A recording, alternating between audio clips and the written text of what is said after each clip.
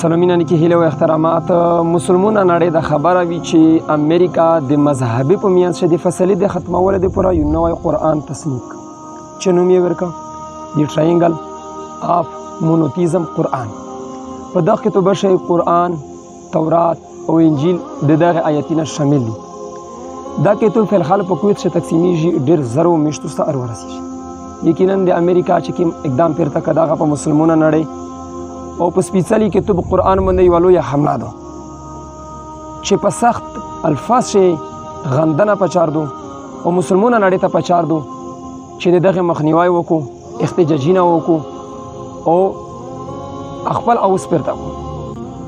ملګري که یقین مو نه شي ایسیز ګوګل ته لوډ شئ، په ګوګل شئ ولیکئ دی ټراینګل آف مونوتیزم قرآن.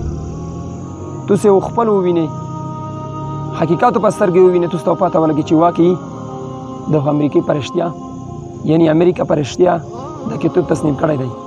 دا په ګوګل باندې کرپټ ورژن شي موجود دی، انلاین یې تاسو کتلی شئ. ورځ د مخ شروع د موته نه پوښتنه شي چې آیا ته یې دغه نه خبر شولې، تو څه وکړه؟